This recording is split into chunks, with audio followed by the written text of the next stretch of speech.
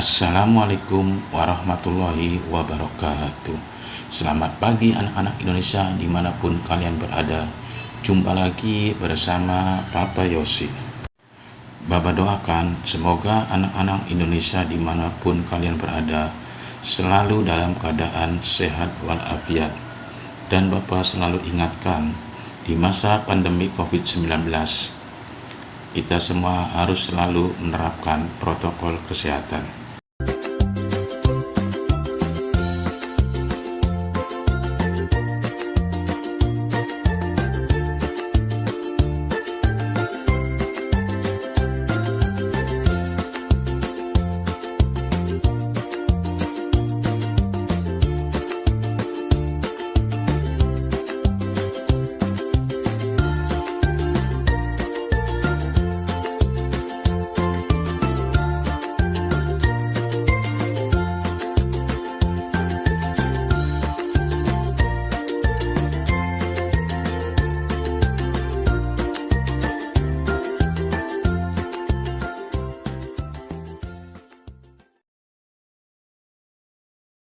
Anak-anakku, dalam video pembelajaran hari ini, Bapak akan memberikan materi rangkuman ilmu pengetahuan alam kelas 6 tentang perkembangbiakan tumbuhan.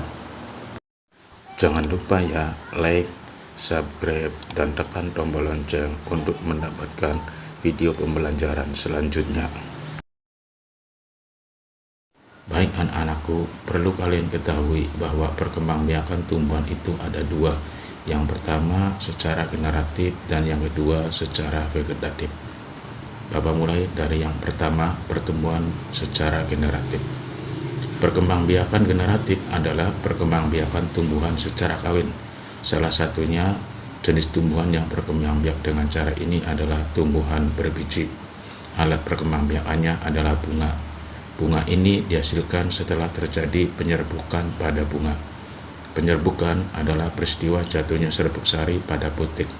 Proses penyerbukan ini bisa terjadi melalui beberapa perantara, misalnya angin, air, hewan, atau bahkan manusia. Macam-macam penyerbukan.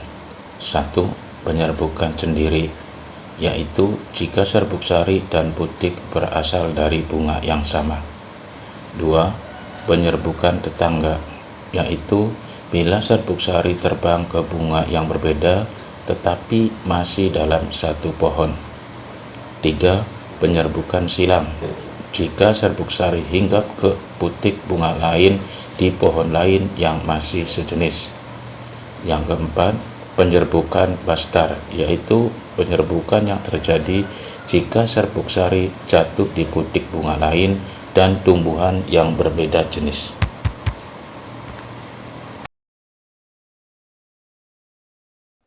Salah satu contoh tumbuhan yang berkembang biak dengan bunga adalah tumbuhan jagung.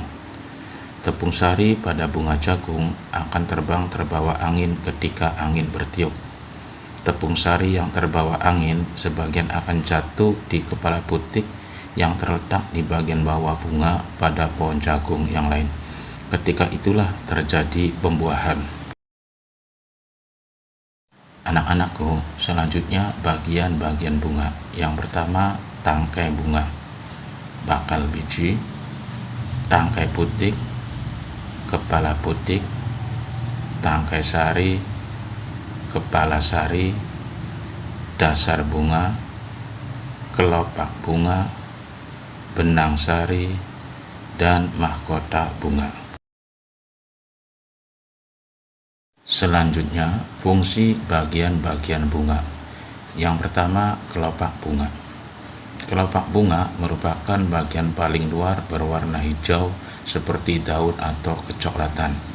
Bagian ini berfungsi melindungi mahkota pada saat kuncup. Kelopak bunga akan membuka pada saat mahkota bunga mekar sempurna. Sebenarnya, kelopak bunga merupakan modifikasi dari daun. 2. Mahkota bunga.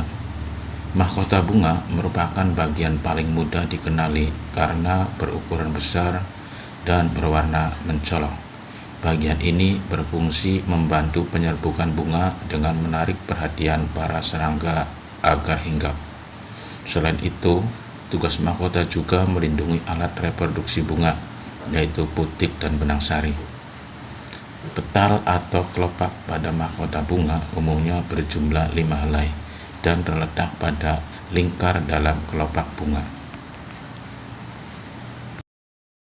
3. Kepala putik. Kepala putik merupakan alat reproduksi bunga betina atau biasa disebut dengan gynosium. Oleh sebab itu, bagian ini mengandung sel-sel telur untuk bereproduksi. Posisi putik terletak pada tengah bunga dan terdiri dari 3 bagian, yaitu stigma atau kepala putik, stilus atau tangkai putik, dan ovarium atau bakal buah. 4. Benang sari. Bagian ini merupakan alat kelamin jantan yang terdiri dari anter atau kepala sari untuk menyimpan serbuk sari, polen atau serbuk sari untuk penyerbukan, dan filamen atau tangkai sari untuk membantu proses reproduksi. Benang sari bekerja dengan cara mikrosporangium dan spora haploid, yaitu pelepasan serbuk sari dengan bantuan agen penyerbukan seperti air, angin, atau serangga. Kemudian serbuk sari menempel pada putik bunga yang sama atau lainnya. Selanjutnya, bakal biji. Bakal biji biasanya banyak ditemukan pada tumbuhan berbiji. Sedangkan pada bunga, bakal biji berfungsi melindungi sel telur dan menjadi tempat pertemuan antara sel-sel telur yang akan dibuahi. Bakal biji letaknya di dalam bakal buah. Bakal buah. Sebenarnya bakal buah masih satu bagian dengan putik. Namun organ ini memiliki fungsi penting sehingga diklasifikasikan menjadi komponen tersendiri. Bakal buah mengandung sel telur. Bagian ini menjadi tempat terjadinya pembuahan, yaitu proses peleburan antara sel telur betina dan jantan yang kemudian menghasilkan bakal buah. Dasar bunga. Dasar bunga merupakan bagian tempat melekatnya mahkota dan komponen bunga lainnya agar tetap berada di posisinya meskipun terkena terpaan angin. Secara tidak langsung, dasar bunga menjadi pondasi yang terletak di ujung bunga setelah tangkai bunga. Tangkai bunga. Sama seperti dasar bunga, tangkai berfungsi penyokong dan sebagai penghubung antara bunga dengan ranting. Tangkai bunga memiliki ukuran diameter yang berbeda-beda sesuai dengan jenisnya. Beberapa tangkai bunga berbentuk merambat atau majemuk. Hal ini biasanya dikondisikan sesuai dengan lingkungan hidup bunga. Anak-anakku, selanjutnya proses perkembangbiakan generatif. Yang pertama, perkembangbiakan diawali dengan peristiwa menempelnya serbuk sari di atas kepala putik atau yang dinamakan dengan penyerbukan. 2. Serbuk sari yang menempel di atas kepala putik akan tumbuh bulu serbuk sari yang menuju ke ruang bakal biji. 3. Sel kelamin jantan atau spermatozoid akan turun menuju ruang bakal biji melalui bulu serbuk sari tersebut. Yang keempat, di ruang bakal biji, sel kelamin jantan akan melebur dengan sel kelamin betina atau ovum. Peristiwa ini disebut dengan pembuahan. 5. Hasil dari pembuahan adalah zigot. 6. Zigot akan berkembang menjadi lembaga. 7. Lembaga berkembang menjadi bakal biji. 8. Bakal biji berkembang menjadi biji dan bakal buah. Dan yang ke-9, lembaga yang ada di dalam biji merupakan calon tumbuhan baru. Nah, anak-anakku, itulah perkembangbiakan secara generatif dan proses perkembangbiakannya. Selanjutnya yang kedua adalah perkembangbiakan secara vegetatif. Perkembangbiakan vegetatif adalah perkembangbiakan secara tidak kawin. Perkembangbiakan vegetatif ini ada yang alami dan buatan. Perkembangbiakan tumbuhan secara vegetatif alami. Yang pertama, spora. Spora ini adalah ukuran sangat halus, bisa menyebar melalui bantuan angin, air, atau hewan. Contoh tumbuhan yang berkembang biak dengan spora adalah tumbuhan jenis paku-pakuan, lumut, dan jamur. 2. Tunas. Tunas ini adalah bagian tumbuhan yang baru tumbuh di bawah tumbuhan induknya. Contoh tumbuhan yang berkembang biak dengan bertunas adalah pisang dan bambu. 3. Umbi. Umbi ini adalah tumbuhan yang punya akar yang membesar dan berisi. Umbi ini ada 3 jenis, yaitu umbi batang, umbi akar, dan umbi lapis. Contohnya kentang, singkong, ubi, bawang, dan wortel. 4. Rizoma atau rimpang. Rizoma atau rimpang ini mirip seperti umbi. Bedanya ini merupakan batang menjalar yang terdapat di bawah tanah, berbentuk seperti akar dan berbuku-buku. Contohnya jahe, kunyit, dan lengkuas. 5. Stolon atau geragi. Geragi adalah batang yang tumbuh menjalar di atas permukaan tanah. Nah, batang ini bisa menghasilkan tumbuhan baru pada ujungnya. Contohnya adalah tumbuhan stroberi. Perkembangbiakan tumbuhan vegetatif buatan. Yang pertama, stek.